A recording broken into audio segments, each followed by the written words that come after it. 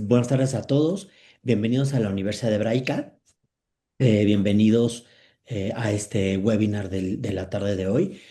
A nombre de mi rector, el doctor Alejandro Spiegel, les doy la más cordial bienvenida. Mi nombre es Carlos Navas, soy el director académico del Departamento de Bienestar y Desarrollo Humano de la universidad. Y bueno, pues dentro de este departamento se encuentra la maestría en el estudio de las adicciones, donde tenemos el gusto de contar con tres excelentes docentes en el programa académico y que el día de hoy están con nosotros. El día de hoy para el webinar Política Pública en Adicciones está con nosotros el maestro Martín Mosqueda, el maestro José Castrejón y el doctor Eiji Fukushima. ¿Vale? Ellos nos van a estar a cargo el día de hoy de este interesante webinar. Y adelante, Eiji, si quieres iniciar. Muchas gracias, Carlos. Buenas tardes a todos. Bueno, el día de hoy el webinar se titula Políticas Públicas en Adicciones y bueno, este webinar se organizó para conmemorar el Día Internacional de la Lucha contra el Uso Indebido y el Tráfico Ilícito de Drogas, que se celebra normalmente el 26 de junio, que es una fecha que se estableció por la Asamblea General de las Naciones Unidas en 1987. Y la conmemoración pues tiene como objetivo principal fortalecer la acción y la cooperación a nivel mundial para alcanzar una sociedad libre del abuso de drogas, promoviendo al mismo tiempo un enfoque equilibrado y basado en la evidencia para abordar este desafío de salud pública. Y bueno, en el contexto global actual, pues la conmemoración pues enfatiza la necesidad de no estigmatizar a las personas que consumen sustancias, ¿no? Esto, la Oficina de las Naciones Unidas y contra las drogas y el delito, pues promueve constantemente mensajes centrados en esta empatía y la atención integral y reconociendo que los trastornos por uso de sustancias, pues son condiciones de salud que requieren apoyo médico, psicológico y sin castigar este margen a las personas, ¿no? Entonces, este año el lema de esta conmemoración es la evidencia es clara y invirtamos en prevención. Y este mensaje pues subraya la necesidad crítica de priorizar estrategias basadas en datos científicos para prevenir el inicio de consumo de sustancias y reducir los daños asociados buscando desplazar la inversión de modelos puramente reactivos hacia intervenciones tempranas y programas de apoyos comunitarios que puedan ayudar estas causas de raíz. Y bueno, con esto, con esta introducción y con esta parte, me gustaría introducir a nuestros dos ponentes. El día de hoy tenemos al maestro Martín Mosqueda Ventura. El maestro Mosqueda es licenciado en psicología por la UNAM, especialista en adicciones por el Centro de Estudios Superiores Monte Fénix, especialista en investigación en ciencias de salud por la Anáhuac y cuenta con estudios de maestría en ciencias médicas por la misma institución y también se ha desempeñado como especialista técnico en el programa de prevención de adicciones. Ha sido jefe del Departamento de Apoyo a Consejos Estatales contra las Adicciones, que posteriormente fue director de Coordinación de Programas Nacionales en la CONADIC, subdirector de Información y Evaluación del Instituto Mexiquense contra las Adicciones, ha sido director de área en el Instituto de Atención y Prevención de las Adicciones IAPA, y bueno, pues como docente de la maestría en la Universidad Hebraica, pues también ha impartido pues muchos cursos y talleres, entonces es un gran honor para nosotros que esté aquí. Nuestro segundo ponente es el maestro José Manuel Castrejón Vacío. Él estudió la licenciatura en psicología en la Universidad Nacional Autónoma de México, también es maestro en atención integral del consumo de sustancias, también por la Universidad Nacional Autónoma de México. Él ha fungido como secretario técnico en la Comisión Nacional contra las Adicciones y ha dirigido el Centro de Estudios Superiores Monte Fénix y actualmente pues también labora como docente en la maestría de la Universidad Hebraica. Ambos tenemos grandes ponentes y han sido unas figuras importantes que han influido en el desarrollo de las políticas públicas en México en el tema de adicciones, ¿no? Entonces, bueno, con esto me gustaría cederle la palabra a nuestros ponentes.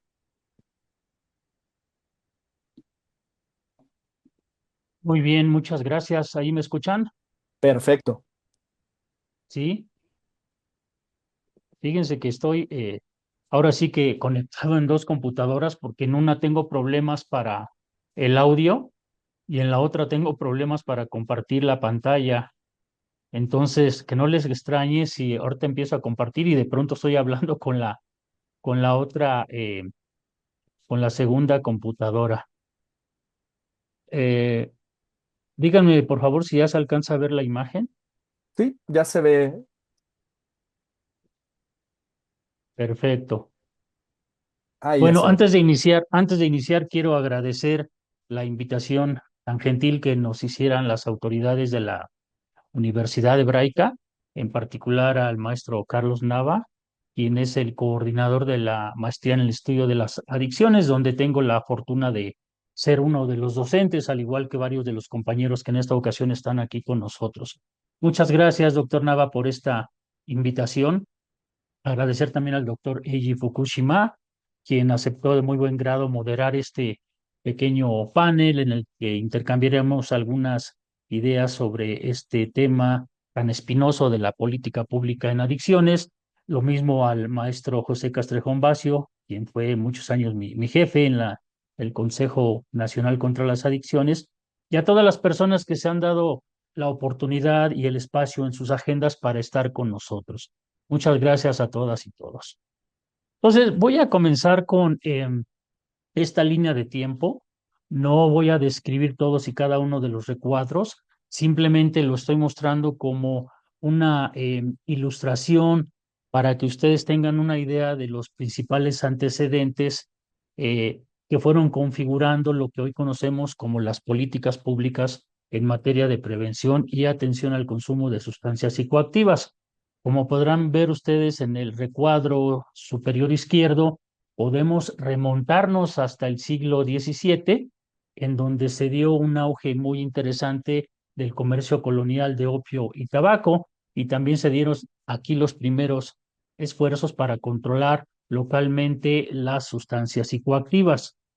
Luego nos ubicamos en la periodo que fue de 1839 a 1860, en donde se realizaron dos grandes guerras entre China y el Reino Unido por el control de las rutas de comercio del opio.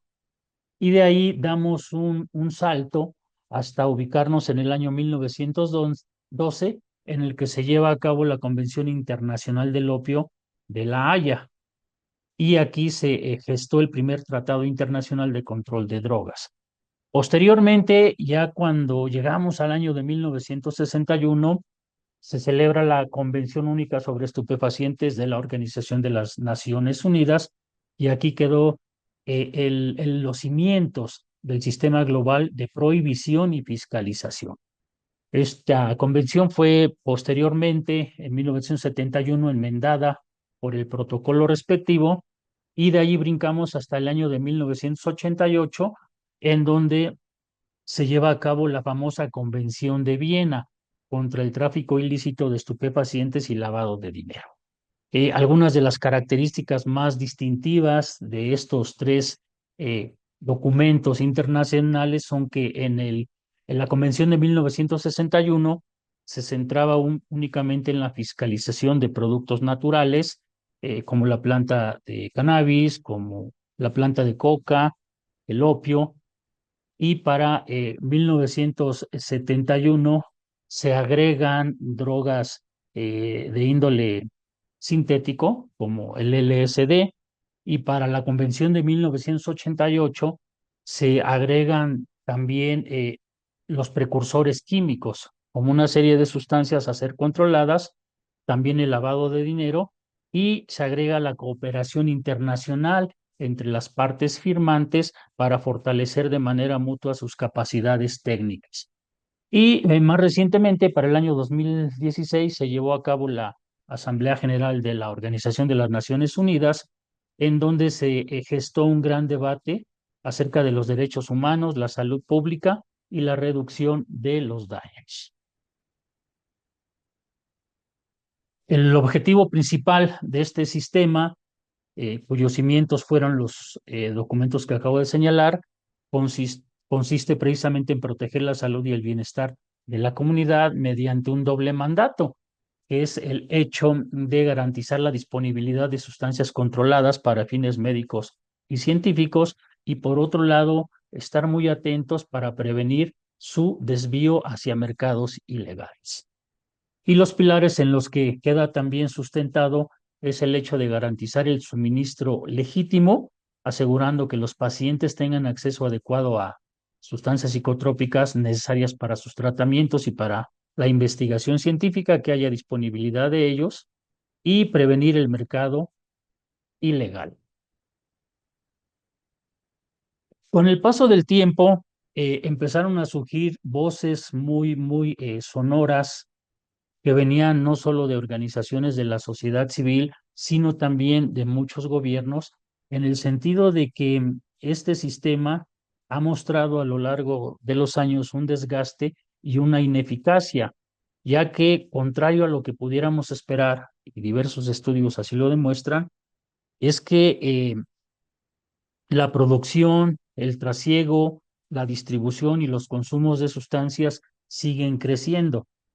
Ujú. Y a la vez producen algo que a nivel internacional se conoce como efecto globo, que en México, dicho sea de paso, lo conocemos como el efecto cucaracha. Es decir, aquellas naciones en las que se endurecen las leyes, la vigilancia y en consecuencia en la persecución para los productores de las drogas ilegales, su distribución, una vez que se endurecen, entonces las personas que se dedican a ello se van desplazando hacia los países vecinos. ¿Sí? A esto lo conocemos nosotros, reitero, como efecto cucaracha, pero a nivel internacional se le denomina efecto globo. Asimismo, se hicieron patentes una gran cantidad de violaciones a los derechos humanos fundamentales, no solo de las personas consumidoras, sino también de las personas que por algún factor que sale de su control tienen que dedicarse al trasiego, al traslado, al empaquetado y a la venta. Asimismo, se señala que se ha convertido en un obstáculo para la salud pública, lo cual queda muy bien ilustrado con algo que se conoce como la paradoja del dolor. Es decir, esta parte de la paradoja del dolor se refiere a que más del 80% de la población mundial padece la falta de acceso a analgésicos, opioides y opioides esenciales para cuidados paliativos, aun cuando, por otro lado, se promueve y se motiva a los diversos gobiernos para que vayan evaluando cuál es la cantidad de este tipo de productos que requieren año con año y solicitar el acceso a los mismos. No obstante, también existen por ahí algunos estudios en los que se refleja muy claramente que al menos nuestro país es uno de los que presentan una cantidad, un porcentaje mucho más bajo de disponibilidad de este tipo de productos, y en consecuencia las personas que necesitan de los mismos pues tienen muy escaso acceso a los mismos. De igual manera, el crimen organizado, ante tantas prohibiciones, pues se ha enseñoreado, siendo el que controla todos estos mercados con una gran cantidad de ganancias que se consideran súper rentables. De igual manera, se dice ya por allí que este sistema ha, ha caducado, es un sistema obsoleto y que además no va tomando en cuenta de manera puntual los avances de la evidencia científica. De tal suerte que todas estas presiones, reitero, que se perciben a nivel internacional, van motivando el tránsito hacia una política modernizada en la que se incluyan los siguientes principios rectores. En primer lugar, el enfoque integral de las sustancias, teniendo como eje central la salud pública, es decir, teniendo como eje central a las personas y a las comunidades y no a las sustancias en sí misma, lo cual representa evidentemente un cambio de paradigma en el que tenemos que ampliar nuestra visión y dar paso a nuevos enfoques para la prevención y para el tratamiento. Y sustentar eh, en la mayor cantidad de evidencia disponible la elaboración de las nuevas políticas y de los nuevos programas. Y miren, el día de antier el día de antier un estudio, auspiciado por la Organización Panamericana de la Salud, en el que estuvo presente nuestro querido amigo Raúl Martín del Campo Sánchez, junto con representantes de la CONASAMA, algún representante de Uruguay y otra persona representante de Jamaica. Este estudio se enfoca en la descripción de la carga de enfermedad por el consumo de sustancias psicoactivas en la región de las Américas. Y yo tomé de esta presentación un par de diapositivas que quiero compartir con ustedes y por eso es que dejo allí los créditos a quien corresponde, en este caso a la OPS.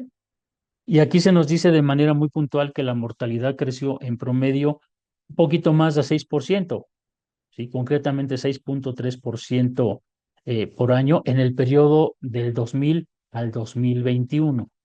Y los años de vida ajustados por discapacidad, que es otro de los indicadores que se monitorean en este caso, también aumentó en promedio 5% por año.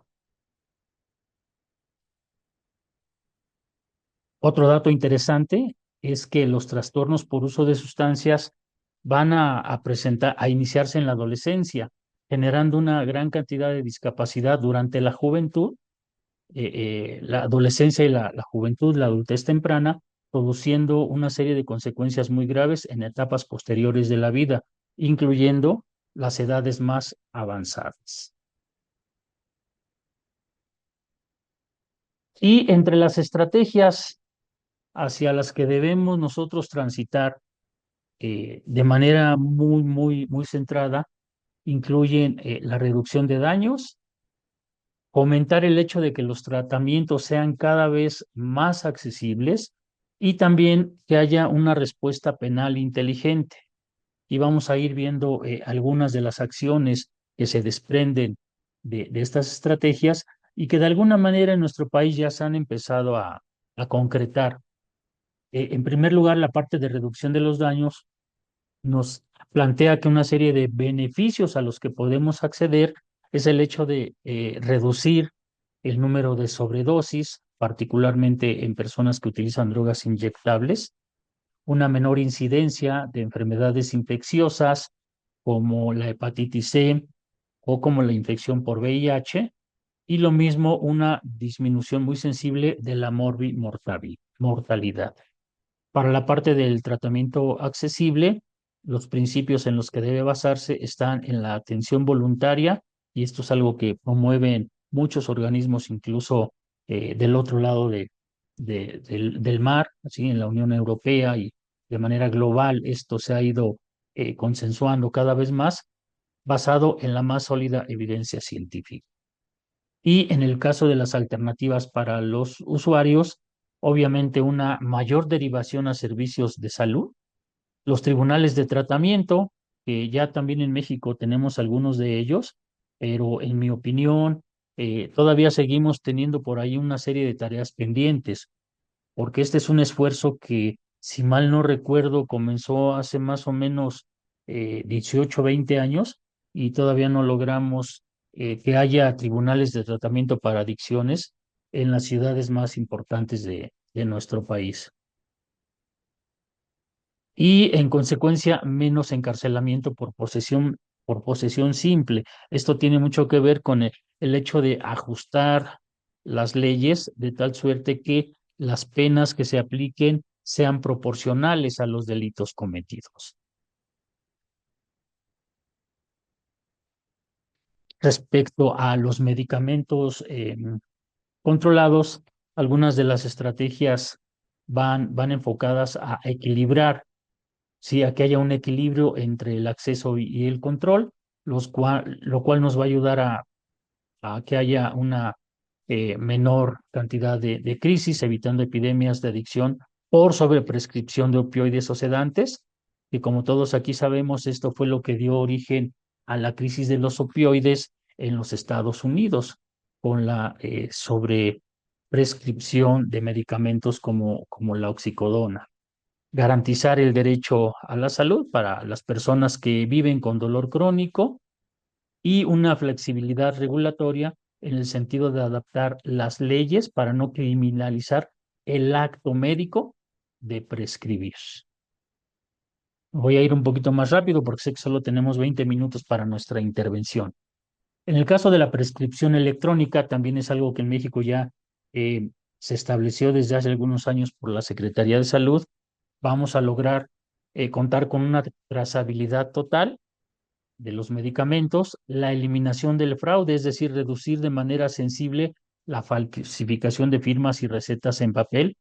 Recordarán que hace algunos años en determinadas ciudades de nuestro país se dio un fenómeno que consistía en que muchos consumidores de sustancias, particularmente de heroína, cometían el delito de meterse, de robar, pues, en los consultorios de los médicos, robar los recetarios para de esta manera obtener medicamento controlado, obviamente con las recetas falsificadas. Entonces, de esta manera, ya con el manejo de la prescripción electrónica, se fue disminuyendo este fenómeno. Generar también alertas automatizadas que bloquean los intentos de surtir la misma receta en múltiples farmacias, como si fuera una puerta giratoria, y también el hecho de contribuir al Big Data, aportando datos en tiempo real sobre los patrones de consumo. Respecto a la farmacovigilancia, vamos a tener la oportunidad de detectar abusos, identificando señales tempranas en donde se desvían los productos para usos recreativos o simplemente para fines de intoxicación, el reporte de riesgos, monitoreando efectos adversos desconocidos en medicamentos controlados recién aprobados.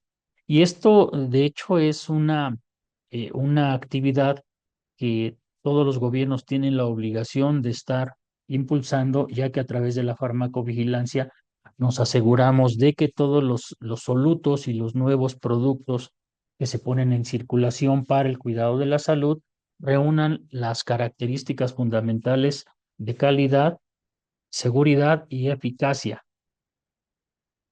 Y finalmente la coordinación internacional que va de la mano con la reformulación de políticas que muchas veces se realizan nada más de manera local, pero lo ideal es que sean políticas que puedan ser compartidas de manera bilateral, trilateral o incluso de manera regional.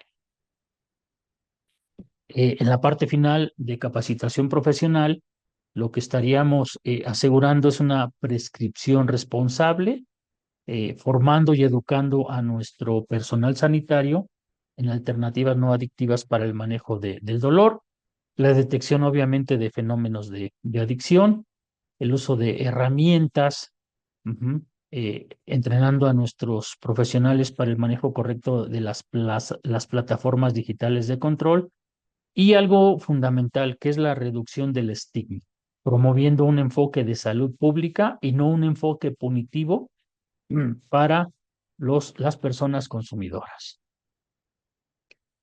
Finalmente, les dejo aquí 5 desafíos emergentes. Por aquí vi que está también conectado el doctor Jorge Villatoro del Instituto Nacional de Psiquiatría, a quien le mandamos un saludo. Él tiene mucha información sobre estos temas, como el detectar tempranamente el consumo de nitazenos y xilacinas que se vienen agregando a una serie de nuevas sustancias psicoactivas que ya venimos nosotros detectando desde hace algunas décadas.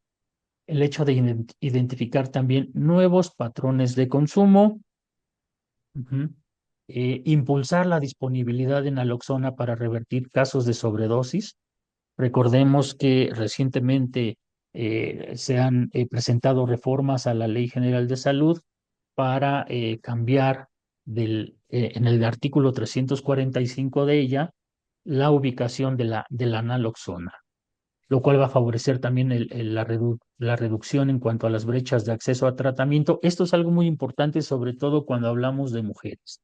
Sí, sabemos que las mujeres se enfrentan a una serie de barreras de índole sistémico, de índole estructural, barreras culturales y por si fuera poco, también barreras personales para poder acceder a los servicios de tratamiento.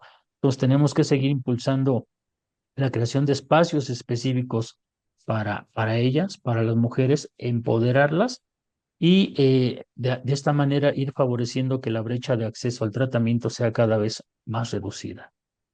Y por último, disminuir el impacto. Esto tiene ya algo que ver con lo que yo estaba señalando, el impacto de las barreras para el acceso a servicios de tratamiento en mujeres, pero también agregaría que debemos cerrar las brechas para favorecer el acceso a servicios preventivos, ¿sí? Me parece que con estos desafíos podemos ir cerrando mi participación, ya que no quiero abusar del uso del micrófono.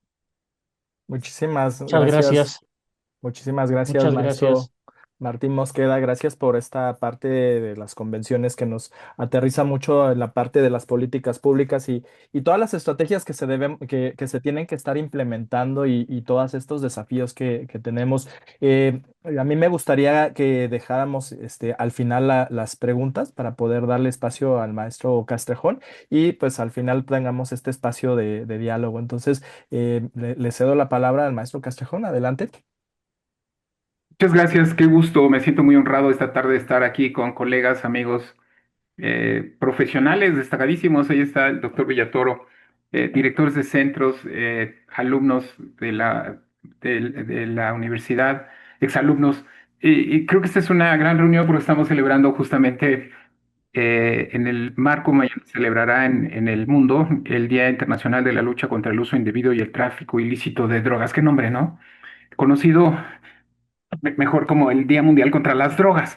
Y esto nos lleva a algunas reflexiones y antes de entrar en materia yo plantearía algunos aspectos. Justo a finales del siglo XIX se plantea el reto de un fenómeno complejo como es el de las drogas. Estaba la guerra del opio, el mundo había entrado en una nueva dinámica donde por primera vez se conocían los fenómenos de la salud mental de manera masiva. Hay una cantidad de productos psicoactivos que se podían encontrar en las farmacias derivadas de la cocaína, de los opioides, que se convirtieron como en la maravilla para resolver muchos problemas. Pero también el enfoque que en ese tiempo se tenía sobre la salud mental era un enfoque degeneracionista, era un enfoque moral sobre lo que podría entenderse como los problemas de adicciones.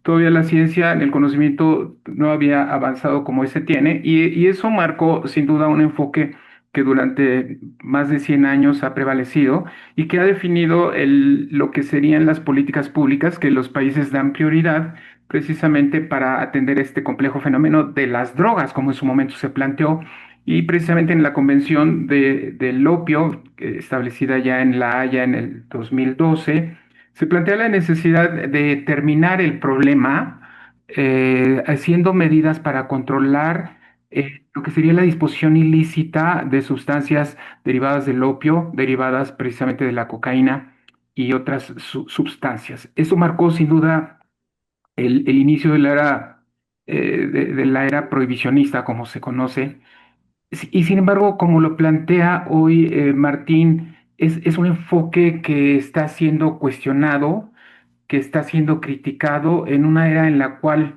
se pugna por un cambio, una modificación en este enfoque en las convenciones.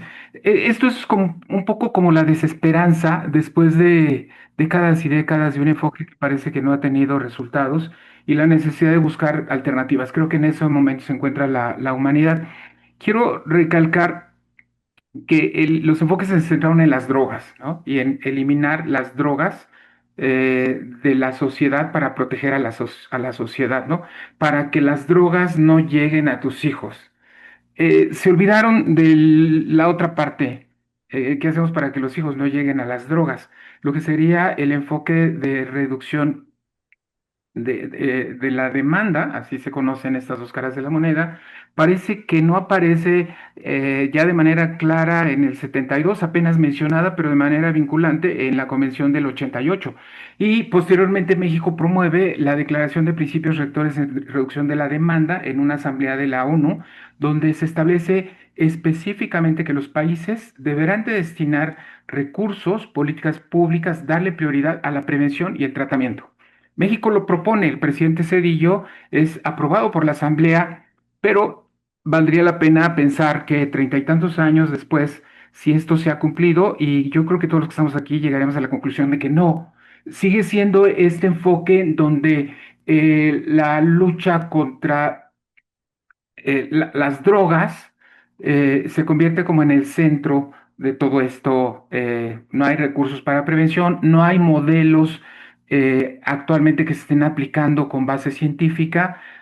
Lo que sí hay una base muy importante ya de conocimientos científicos para entender con claridad qué es lo que funciona, qué es lo que no funciona, y ya hay toda una conceptualización, yo diría, muy moderna para poder entender los complejos fenómenos ya desde una perspectiva, yo diría, integral, con amplios conocimientos de lo que la ciencia, el conocimiento sobre el cerebro, la psicología, todos estos factores tienen. Entonces, pensemos un poco hoy en que esta tendría que ser la prioridad para atacar el problema de raíz.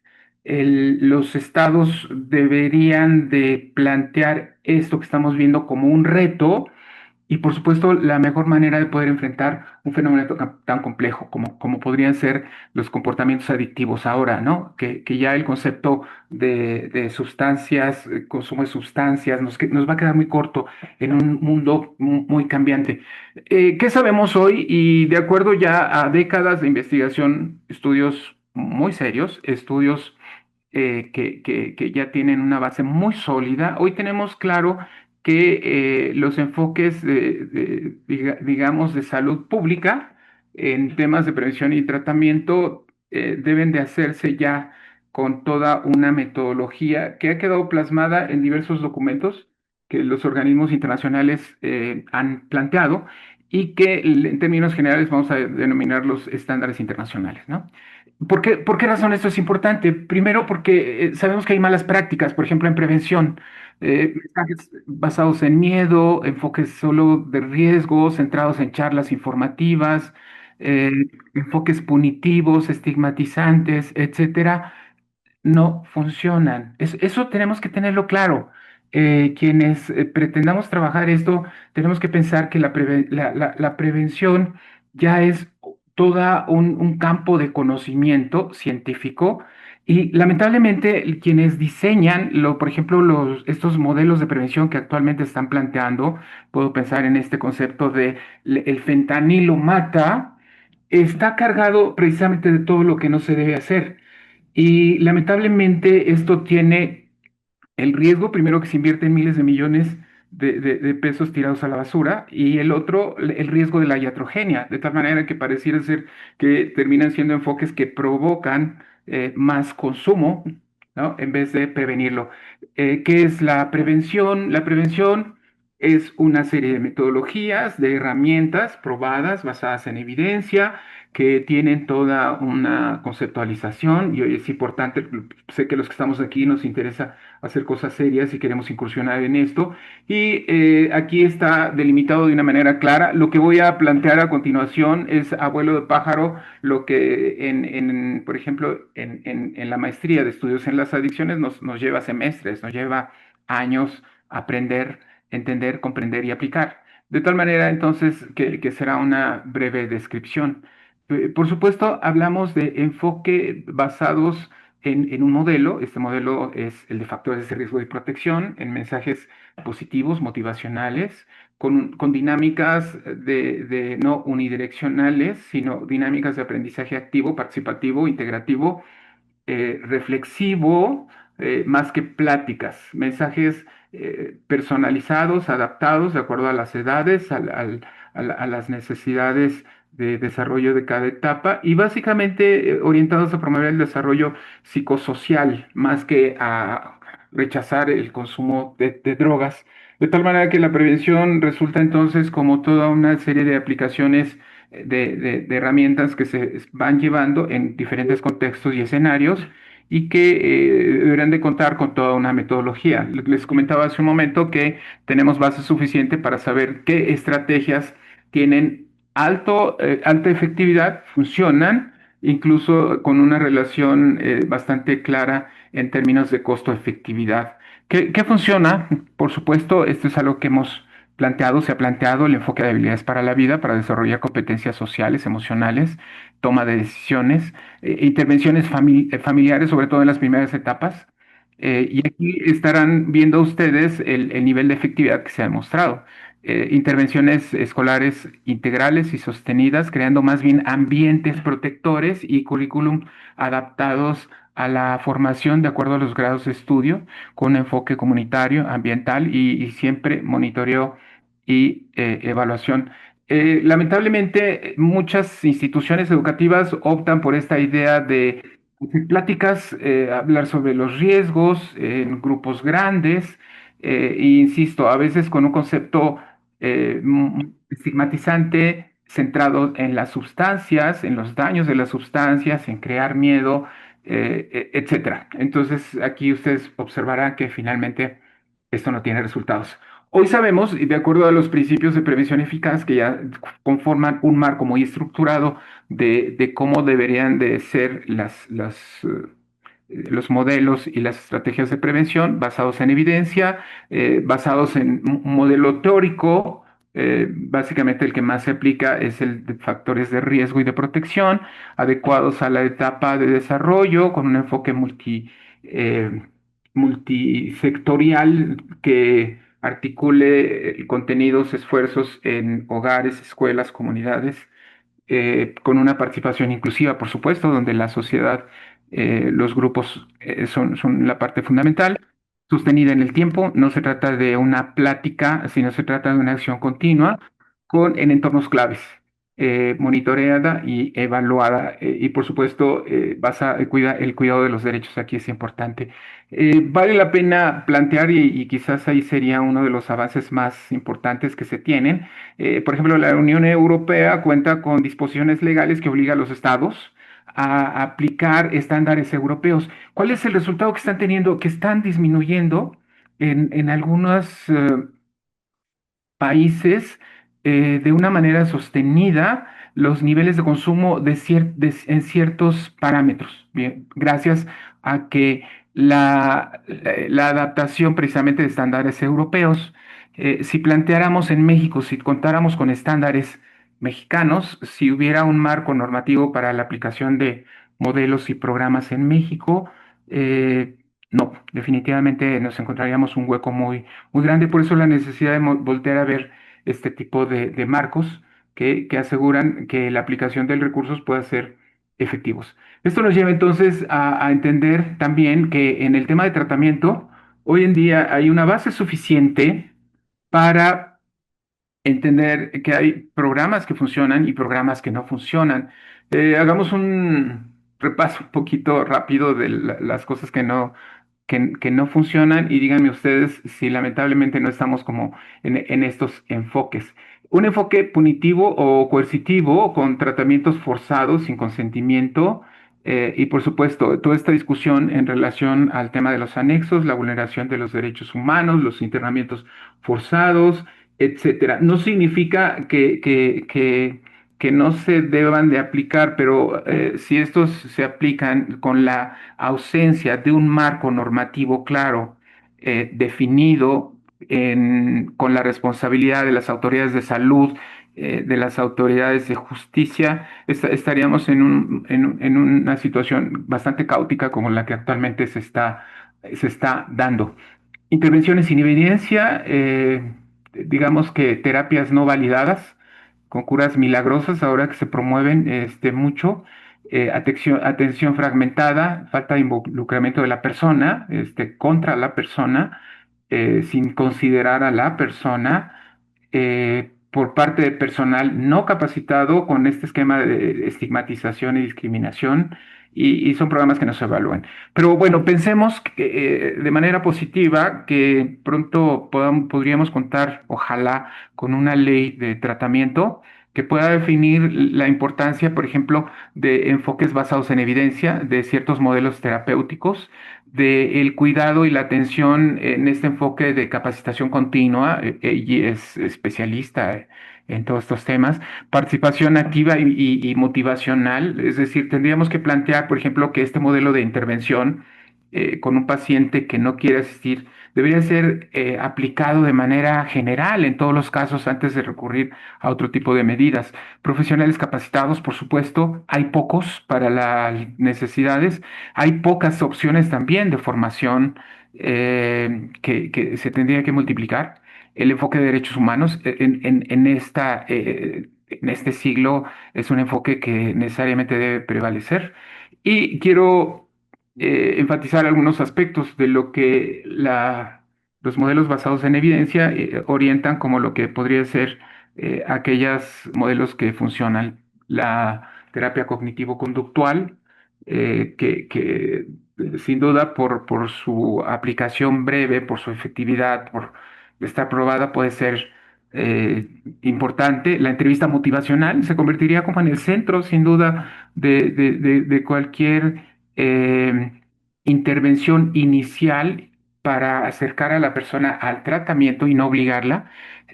No tendríamos que plantear también la importancia de los avances en la farmacología y dejarle de tener un poquito de miedo. Hay nuevos enfoques que están planteándose ahora que pueden complementar los que ya se conocen como las terapias familiares sistémicas, terapias de cuarta generación, terapia conductual contingente, modelo integral centrado en la persona. Agréguenle aquí, por favor, mindfulness, agreguen una serie de modelos que hoy en día están siendo aplicados de una manera, diría, bastante exitosa. Y termino planteando estos aspectos. Un modelo los modelos de tratamiento deben de tener, por supuesto, una serie de elementos, ¿no? Entre ellos una planeación, una evaluación, el contar con un modelo, centrados, por supuesto, en un enfoque integral donde no solamente sea la persona, la familia también es importante. Debe de considerarse medidas digamos, desde lo que sería las intervenciones tempranas, donde todavía no tenemos un problema, la detección oportuna, hasta aspectos que tienen que ver con la prevención de recaída y la reinserción social en vinculación estrecha con la comunidad. Y, por supuesto, la importancia de que haya un continuo con estrategias adaptadas a cada etapa. eh, y un programa de mejora que implica evaluación y monitoreo. El futuro creo que nos va a deparar cosas muy interesantes. Tendríamos que hablar de la telemedicina, ¿no? Tendríamos que hablar incluso de aplicaciones digitales, qué interesante, que hoy en día podrían plantearnos enfoques, yo diría, muy empáticos y muy compasivos.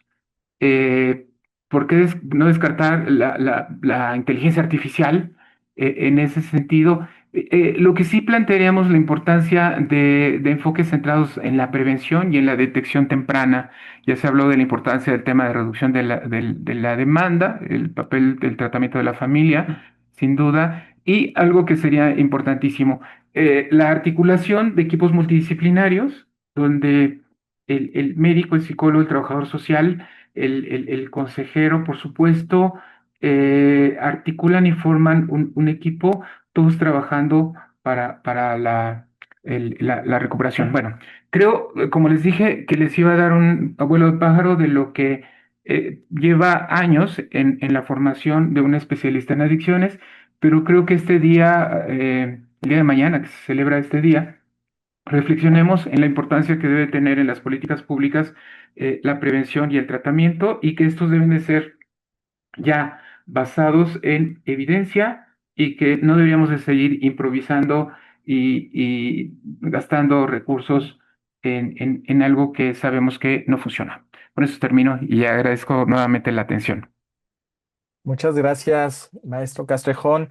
Pues muy interesante toda esta parte de lo que ya tenemos de evidencia, ¿no? A nivel global y que pues también tenemos que tener esta visión de empezar a aplicarlo acá en nuestro país y pues no estar replicando aquellas cosas que sabemos que ya no están funcionando, ¿no? Ya lo estamos viendo muy claramente, pero bueno, pues por desgracia, pues hay algunas personas que siguen haciendo pues estas actividades. Yo les invito a todos a plantear aquí sus preguntas en el chat o si quieren levantar la mano. De momento tenemos una pregunta aquí de Richie, de Ciudad de México, y pregunta, ¿cómo ven la certificación 0548 realmente está bien enfocada, que tiene que ver con la certificación de los consejeros, ¿no? ¿Qué opinan? Don Martín, ¿quiere decir algo o yo hablo? A ver, si quieres, comienza tú y yo en segundo lugar, por favor. Correcto. Recordemos que esta certificación nace de Prócer. Ahí estaba Martín, ahí estaba Raúl, ahí estaban varias personas que diseñaron este modelo de certificación de la Consejería en Adicciones. Fue un avance, en su momento me parece muy relevante porque pretendía que pasar a una etapa en la cual los anexos se estaban convirtiendo en centros de tratamiento ya con una norma oficial y en donde los tradicionales padrinos ahora requerían una formación en conocimientos prácticos de ciertas herramientas para utilizar este modelo de consejería. Un modelo muy, yo diría, muy adaptado a Estados Unidos, que de alguna manera vino a generar una nueva etapa y que empezó a funcionar bastante interesante. Creo que si hacemos un análisis, el modelo se pervirtió en muchos aspectos y por supuesto conozco consejeros talentosísimos, muy serios, pero al estar esto bajo el control de conocer, revisamos, por ejemplo, que cualquier institución educativa sin ninguna experiencia en adicciones ahora certificaban y enseñaban en adicciones, sin tener conocimientos claros sobre esto. Y digo, ¿por qué digo que se pervirtió? Porque en muchos casos se trató de un negocio y me consta que en algunos casos decían, vente por acá, te capacito por 5,000, 10,000 pesos y te pasas el examen y vas a tener un hermoso título de consejeros. Yo creo que esto hizo que en México haya miles y miles de consejeros, pero podríamos pensar que también esta consejería debería ser una certificación temporal y continua. Mi pregunta es, estos consejeros que desde 2015 se titularon, se han seguido formando, se ha pedido nuevamente que muestren sus habilidades, que aprendan temas nuevos. Yo diría que no. En muchos casos se trataba de tener un diploma, de colgar, en algunos lugares hay profesionales que tienen como muchos diplomas, pero como que no se les ve el cambio en respecto a lo que deberían de hacer. Me parece que un proceso de certificación debería ser un esquema de formación continuo que al menos durante 2 años permitiera una reactualización en los nuevos temas y que hubiera también una certificación para asegurar que aquellos que se dicen certificados pudieran mostrar que en la práctica están aplicando procedimientos éticos con base científica que se están actualizando. Me parece que en ese sentido se quedó corto el modelo. Me parece que en ese sentido ya no es muy actual y creo que tendríamos que buscar otras opciones. Pero también yo preguntaría si, ¿qué pasa con los profesionales? ¿Tenemos modelos para certificar a los profesionales que trabajan? Definitivamente la respuesta es no. Tenemos modelos para certificar los centros de tratamiento como tales y los modelos que están aplicando. La respuesta es no. Me parece que todo esto es resultado, y perdón que sea tan claro, del fracaso que durante las últimas décadas el gobierno de México ha tenido respecto a las políticas públicas en tratamiento en tratamiento y prevención de adicciones. Es claro que en estas 2 últimas décadas se ha, yo diría, desmantelado los avances que se habían tenido y como los cangrejos vamos para atrás y prueba de ello es que hoy en día se aplican campañas que en los años 80 quedó demostrado que promovían el consumo de drogas de manera masiva. Hoy en día no tenemos programas de tratamiento de adicciones que marca la ley, por ejemplo, de salud. Carecemos, por ejemplo, de un sistema de atención Y los recursos que había para tratamiento de adicciones ahora se han diluido para apoyar un enfoque de salud mental que en la práctica está demostrando ser un fracaso. Excelente, muchísimas gracias, maestro Castrejón. Maestro Mosqueda, ¿quiere aportar algo más? Sí, adelante. Sí, muchas gracias. Muy breve, nada más para complementar un poco lo que dijo el maestro Castrejón. Yo coincido en la mayoría de sus aportaciones.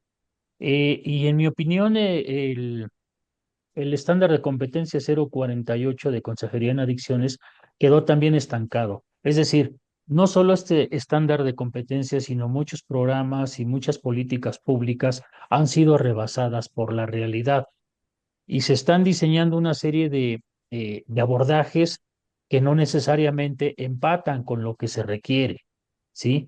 Y un ejemplo muy ilustrativo es el hecho de que la propia norma 028, su última actualización fue en el año 2009, ¿sí? Es decir, tenemos ahí casi 2 décadas de atraso y yo no sé si la CONASAMA esté trabajando en algún, algún protocolo para su actualización y si es así, pues ojalá que nos inviten a participar porque se supone que en su elaboración deben colaborar una serie de representantes de todos los sectores sociales.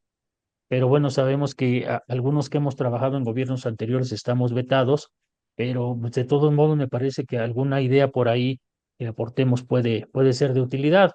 Y otro ejemplo de cómo ha sido rebasado el estándar es el hecho de que no está alineado con las nuevas visiones de atención a la salud. Ya desde hace algunos años, la Organización Mundial de la Salud impulsa un plan de acción global para la seguridad del paciente. Pero tal pareciera que este plan de acción solamente va enfocado a quienes brindan atención médica y no a quienes brindan atención psicológica o psiquiátrica, particularmente con quienes presentan problemas de salud mental y de consumo de sustancias psicoactivas.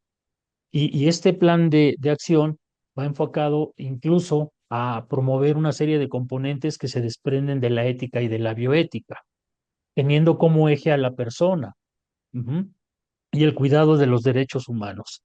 De modo tal que los consejeros, como bien decía el maestro Castrejón, si ahora nos ponemos a platicar con algunos de ellos y les preguntamos acerca de si tienen el más mínimo conocimiento acerca de cuáles son los principios bioéticos a los que deben ceñir su práctica, yo podría decirles que 9 de cada 10 nos van a decir que no.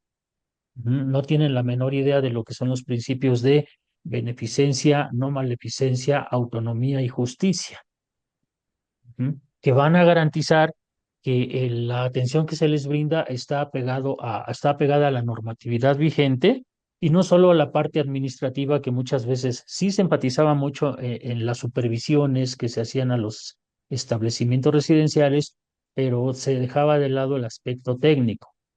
Entonces, para concluir, me parece que sí habría que actualizar no solo los contenidos, sino también que hubiese un organismo rector que se dedicara a la certificación, porque también, obviamente, el hecho de dejarlo en manos de la Secretaría de Educación Pública, pues puede tener ahí sus asegúnes. A mí también me tocó atestiguar en lugares que ofertaban estas capacitaciones y aseguraban que uno iba a salir certificado una vez que tomara los cursos, pero el costo de sus trayectos formativos alcanzaba en ocasiones hasta los 20,000 pesos. Entonces se fue yendo hacia esa vertiente el hecho de formar consejeros en adicciones, no con el ánimo de fortalecer al personal de salud que brindaba atención a los pacientes, sino con un afán económico. Muchas gracias. Muchas gracias a ambos. Bueno, en el chat hay varias felicitaciones. A mí me gustaría plantear otra pregunta, ya que estamos en este ámbito académico, ¿no? Y preguntarles a ambos, ¿cómo podemos fortalecer la vinculación entre la academia y los tomadores de decisiones para que las políticas públicas pues no sean tan coyunturales, sino que estén más bien basadas en datos o en resultados longitudinales, ¿no? ¿Qué opinan de esto? Maestro Mosqueda. Ok, muchas gracias. Pues de entrada, también eh, difundir de una manera más intensa los hallazgos de las investigaciones. O sea, sabemos que la divulgación científica es algo que se ha venido impulsando desde hace ya bastantes años, y aquí tenemos algunos investigadores, en particular al doctor Jorge Villatoro, que lleva toda su vida realizando investigación científica. Él ha estado muy de cerca como persona y como miembro del Instituto Nacional de Psiquiatría en todos los estudios que tienen que ver con el generar evidencia para encontrar las mejores alternativas en prevención, en tratamiento y rehabilitación de personas con trastornos por uso de sustancias. Y me parece que él también tendrá una opinión al respecto. Pero uno de los pilares para el diseño de las políticas públicas, además de que deben estar colocadas en la agenda pública y en la agenda política, pues tienen que estar, como bien lo señalabas, eh, generando la participación activa de quienes generan esta evidencia, ya que aun cuando se va produciendo una cantidad importante de literatura científica, no es lo mismo reportar los hallazgos que se derivan de los estudios en un paper que va dirigido al gremio de los científicos y al gremio de los académicos, que proyectar estos resultados, presentar estos resultados ante los tomadores de decisiones.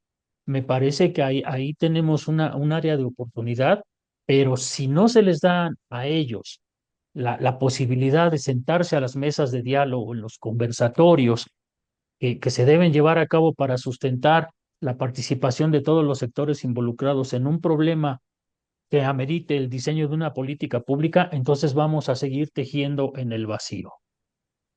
Excelente, muchas gracias, maestro Mosqueda. Maestro Castrejón, ¿quiere agregar algo más a esta pregunta? Sí, creo que hay una disociación entre, por un lado, los investigadores. Afortunadamente, creo que en México, y aquí está el doctor Villatoro, que no nos dejará mentir, se están produciendo en diferentes contextos datos, información ya muy aplicados. Pero también, por otro lado, hay profesionales que están aplicando cosas muy interesantes, que están iniciando. Hay centros de tratamiento que están innovando algunos modelos, pero pareciera ser que cuando hablamos del diseño de políticas públicas, no hay ese espacio en los cuales todos se puedan sentar para ver qué tipo de modelos, qué tipo de enfoques debería de hacerse. La desaparición del Consejo Nacional contra las Adicciones sin duda limitó ese espacio tan importante de coordinación interinstitucional. Los grupos de trabajo que había, donde se sentaban especialistas con organizaciones, permitían este diálogo y generar programas nacionales que no se han hecho. Y ahí quizás hay como muchos huecos en ese sentido que lamentablemente no se están llenando. Por eso quizás la importancia de espacios como este o espacios académicos. Sé que el Colegio Nacional, la doctora Medina Mora, convoca especialistas, la OPS convoca espacios también donde se presenta investigación. Me parece que nos faltan más estos espacios, este esta posibilidad de diálogo, esta posibilidad de participación y esta apertura que debería de tener, como dice Martín, los responsables del diseño de la política pública. Esa es su función y para eso están y no lo están haciendo. El poder integrar toda esta base de conocimientos, las opiniones de los que están trabajando en el campo, de los que trabajan en los centros de tratamiento. Y bueno, de alguna manera creo que hay muchos huecos en ese sentido, pero también creo que hay también espacios, y uno de ellos sería este. También en agosto vamos a tener un congreso internacional con invitados de alto nivel, todos están invitados en Acapulco, que parece que va a estar bastante interesante. Creo que es importante opinar, estudiar, participar, integrarnos, mantener más grupos de trabajo. Excelente, muchísimas gracias. Eh, Carlos, ¿tendremos tiempo para otra pregunta? Sí, sí, Sí. sin problema. Perfecto, bueno, entonces esta la planteo para ambos, ¿no? Y siguiendo el lema de este año de la evidencia es clara, invirtamos en prevención. Yo les preguntaría si deberíamos de priorizar para medir el éxito de una inversión en prevención, si tenemos que enfocarnos en indicadores de resultados a corto plazo o necesitamos un cambio de paradigma hacia indicadores de bienestar o de salud pública a largo plazo. ¿Qué piensan acerca de todo esto? Querido Martín, y a mí yo quisiera aprovechar que está aquí el investigador, uno de los investigadores más connotados, como el doctor Villatoro. Creo que él estaría más preparado para dar una respuesta en este sentido. Excelente, Jorge. ¿Qué opinas? ¿Qué piensas de esto? Ya me emboletaste, Pepe. Un gusto saludarlos y gracias por invitarme a esta participación. Ah, yo la verdad es que escucho sus comentarios y creo que han sido excelentes, tanto sus presentaciones como las respuestas a las preguntas.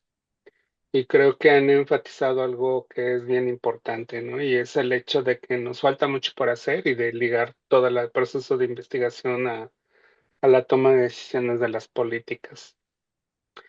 Yo creo que si bien hablamos de prevención, muchas veces hablamos de programas de prevención, pero algo que hemos dejado de fuera es el trabajar con un sistema de prevención.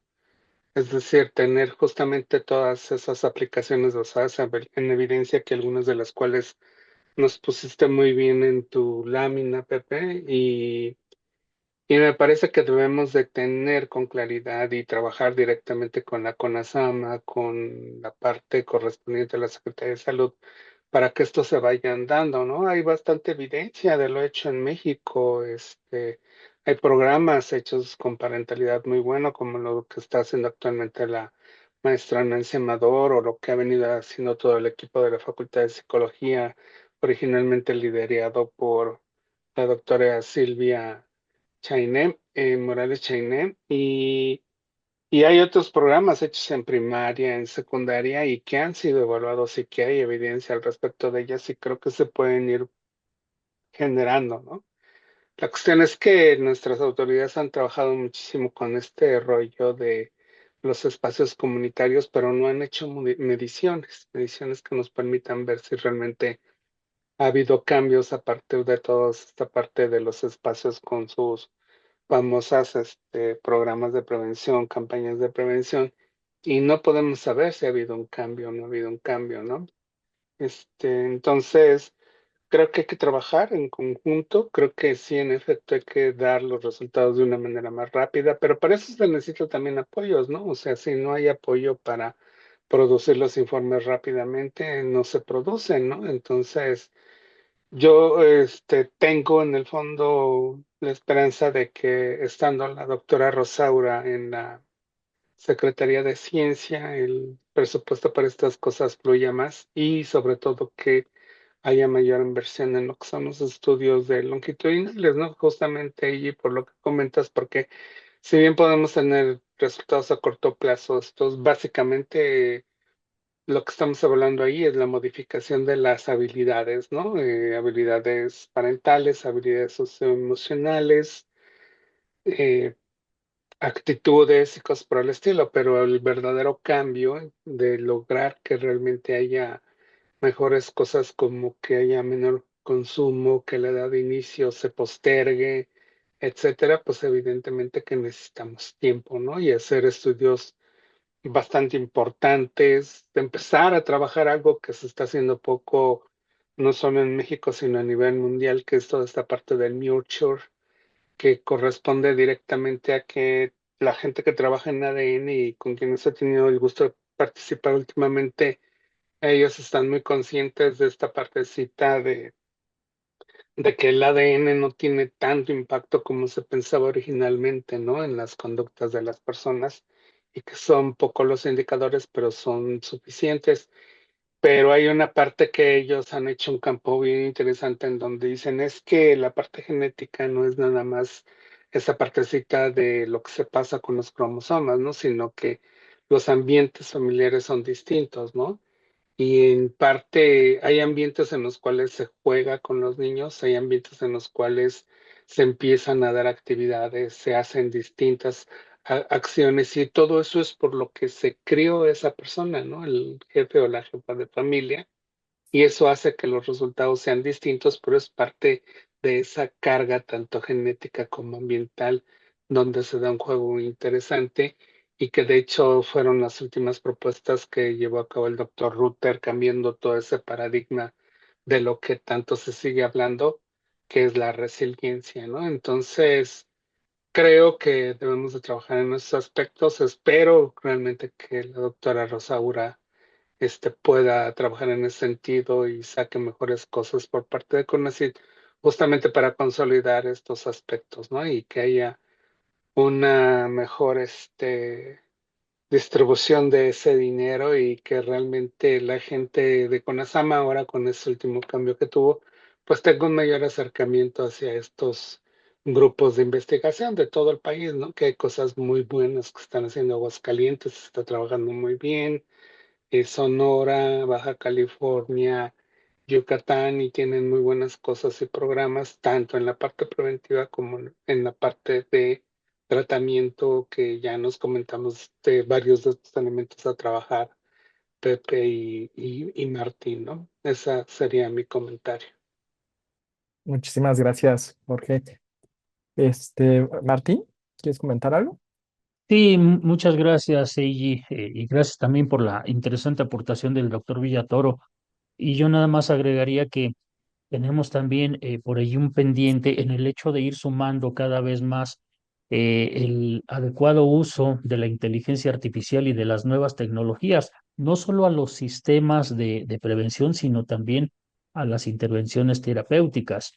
Es decir, a nivel global vamos avanzando hacia algo que se conoce como la salud digital, y la telemedicina es nada más una de las herramientas de la salud digital.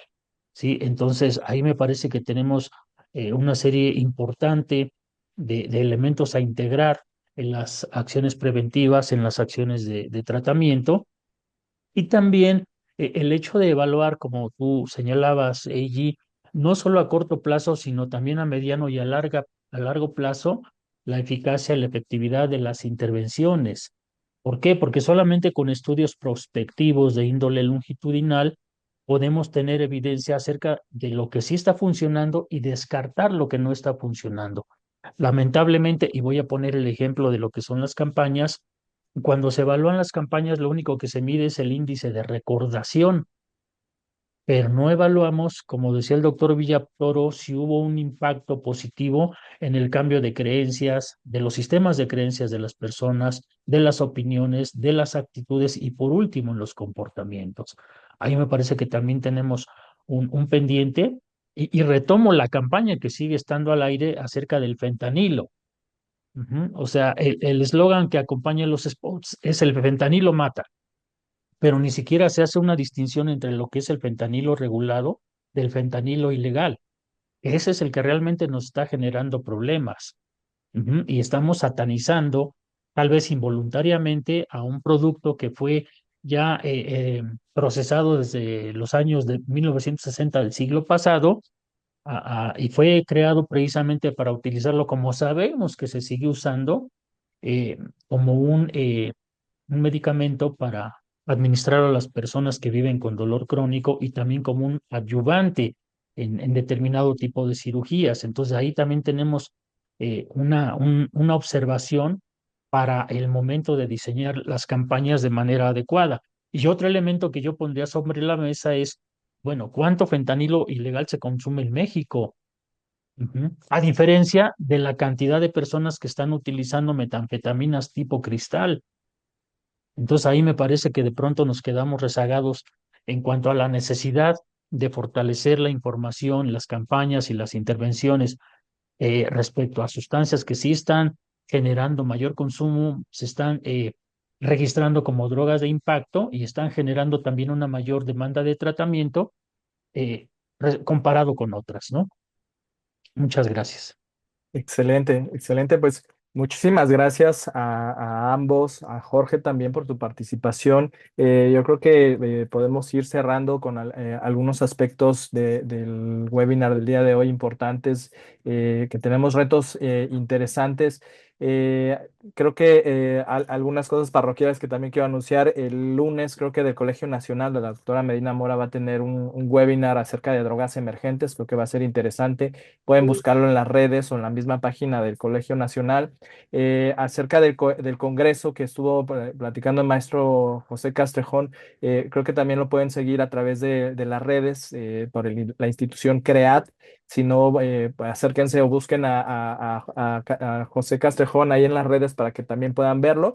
Y también por último, estaba viendo que también pedían algunos libros, artículos. Creo que hay varios artículos del doctor Villatoro acerca de las investigaciones en prevención que ha hecho. También tiene muchas cuestiones en la parte epidemiológica. Yo les recomendaría también revisen de la 1DC, los estándares de prevención, los estándares de tratamiento, así como lo que puso el maestro Castrejón, pues estos estándares europeos que también ha habido sobre estos temas, ¿no? Son algunas cuestiones que yo les recomendaría. Bueno, con esto me gustaría ir cerrando y agradecerles a toda su participación y pasarle la voz al maestro Carlos Nava. Muchas gracias, Eiji. Muchas gracias a todos, gracias por conectarse y una vez más, lo que platicaban hace ratito, ¿no? Hace unos momentos, esta parte de la importancia de seguir preparándose y de vincular la academia con la parte práctica y con las prácticas que existen afuera para la intervención, la prevención y el tratamiento de las adicciones. Por eso la Universidad Hebraica pone a su disposición la maestría en el estudio de las adicciones, obviamente con dos especialidades, la especialidad de intervención preventiva en adicciones y la especialidad de intervención psicoterapéutica en adicciones. Mis compañeros de incorporación que están por aquí se van a encargar de enviarles información y también quien desee mayor información de nuestros programas, adelante, estamos para apoyarlos en su desarrollo profesional y también para brindar justamente a la sociedad mejores especialistas y mayor cantidad de especialistas, ¿vale? En este sentido, es un programa, es una maestría, Eiji es docente, Martín es docente, Pepe fue y lo será y lo va a hacer y lo seguirá siendo docente del programa. Y entonces, aquí tenemos a estos grandes especialistas que los podrán tener en clases, ¿vale? Para poder ahondar y profundizar muchísimo más en estos temas. ¿Vale? Pues a nombre de toda la Universidad Hebraica les doy las gracias. Pepe, muchas gracias. Martín, muchas gracias. Eiji, muchas gracias. Y a ustedes, gracias por conectarse esta noche. Los esperamos en nuestra siguiente actividad y los esperamos en nuestra maestría que iniciamos clases el 11 de agosto. ¿Vale? Muchísimas gracias y bonita noche.